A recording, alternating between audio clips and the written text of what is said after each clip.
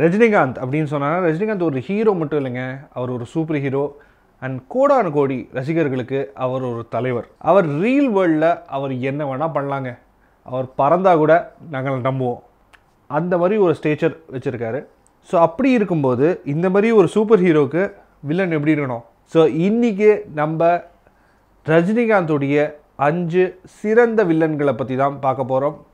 அவரை கம்பீட் பண்ணி அவருக்கு இணையாக நின்ன 5 வில்லன்களை பற்றி தான் நம்ம இன்றைக்கி பார்க்க போகிறோம். 5வது இடத்துல சுமன், சிவாஜி படத்துக்கு. சுமன் வந்து சின்ன வயசில் வந்து அவர் வந்து ரஜினிகாந்துக்கு தம்பியாக நடிச்சிருக்காரு. பல வருஷம் கழிச்சு தமிழில் திருப்பி ரீஎன்ட்ரி ஆகி சிவாஜி படத்தில் வில்லனாக வந்தார். அண்ட் ஆதிசேஷனா அவர் கலகிருப்பார். ரஜினிகாந்துக்கே ரொம்ப கஷ்டப்பட்டு அவருக்கு 2 ஐடென்டிட்டி தேவைப்பட்டது, சிவாஜி மற்றும் எம்ஜிஆர் அப்படிங்கிற 2 ஐடென்டிட்டி வச்சு ஃபைனலாக ஆதிசேஷனை பீட் அடிப்பார். ஸோ ரஜினிக்கே 2 ஐடென்டிட்டி தேவைப்பட்டதுன்னா கொஞ்சம் யோசிச்சு பாருங்கள். அடுத்த இடத்துல ஒரு கொஞ்சம் கான்ட்ரவர்ஷியலான ஒரு சாய்ஸு என்னென்னா Raghuvaran from Baasha. So Antony அப்படிங்கிற ஒரு வேர்டே ஒரு ஐகானிக் வேர்டாகிடுது, ஐகானிக் வில்லன் ஆகிட்டார் ரகுவரன். ஆனால் இந்த படத்தில் ஆக்சுவலாக அவருக்கு ஃபுட்டேஜ் அப்படின்னு சொன்னிங்கன்னா மற்ற படத்தை விட கொஞ்சம் கம்மி தான். அவர் ரொம்ப கம்மியாக தான் வருவார். ஆனால் அவர் ஆண்டனி பற்றி அவர் ரஜினிகாந்த் பேசுகிற விதம், பேசின டைலாக்ஸு அது வந்து ரொம்ப ஹிட் ஆகி அவர் வந்து ஒரு ஒரு ஒரு கல்ட் ஸ்டேட்டஸ் கொண்டு போயிடுச்சு வில்லனா. அப்படி இருந்தாலும் இவர் வில்லத்தனம் ரொம்ப அற்புதமாக பண்ணியிருப்பார். அண்ட் ஆண்டனி ஈஸிலி ஒரு ஒரு சிறந்த ஒரு வில்லன் பட்டியலில் கண்டிப்பாக வந்துட்டார் because of the popularity of the film. So அதனால் இந்த 4வது இடத்துல பிடிச்சிருக்காரு ரகுவரன் சார். 3வது இடத்துல நானா படேகர். காலா படம் வந்து எனக்கு ஓகே தான் பிடிச்சது. அற்புதமாக பிடிச்சது வந்து ரஜினிகாந்த் சாரோட ஆக்டிங் மற்றும் நானா படேகர் சாரோட ஆக்டிங். அதுவும் நானா படேகரும் ரஜினிகாந்தும் சேர்ந்து செகண்ட் ஹாஃபில் ஒரு இன்டரகேஷன் சீன் மாதிரி ஒரு நடக்கும் அவங்க வீட்டில். நானா படேகர் சார் வீட்டில் ஒரு டைலாக் பரிமாறிப்பாங்க. அந்த சீன் எனக்கு தெரிஞ்ச வரைக்கும் தமிழ் சினிமாவில் ஒரு பெஸ்ட் சீன் எவர் அப்படின்னு நம்ம யோசிச்சானா அந்த சீனு கண்டிப்பாக அந்த பட்டியலில் வந்தே ஆகணும். ஒரு அற்புதமான சீன். அவங்க பேசுகிற விதமாக இருக்கட்டும், பேசுகிற டைலாகாக இருக்கட்டும், அவங்க பாயிண்டில் அவங்க கரெக்ட் அப்படிங்கிற தோண வைக்கும்.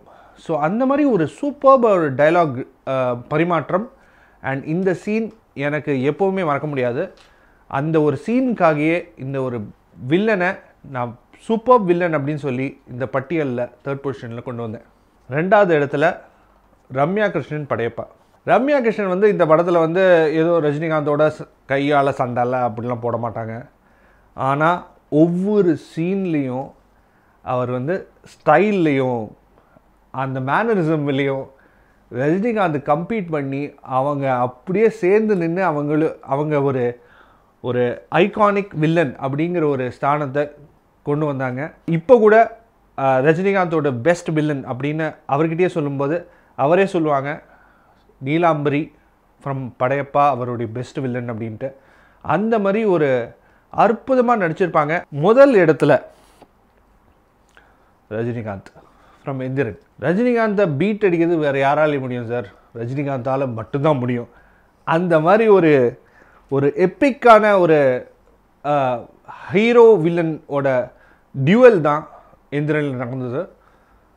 இது வந்து யூஷுவல் டியூவல் இல்லாமல், யூஷுவலாக சண்டை போடாமல் மைண்ட் கேம்ஸ். ஏன்னா ஒருத்தர் வந்து ஒரு ரோபோ, இன்னொருத்தர் ஒரு சயின்டிஸ்ட்.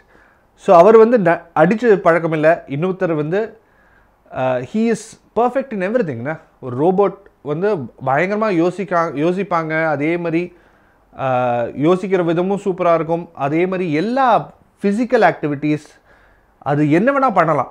அந்த மாதிரி ஒரு கேரக்டரில் இவர் எப்படி பீட் அடிக்கிறார் அப்படிங்கிற ஒரு பரிமாற்றம். ஒரு கேட் அண்ட் மவுஸ் சேஸ் கூட இல்லை, இது ஆக்சுவலாக அதுக்கும் மேலே இல்லை.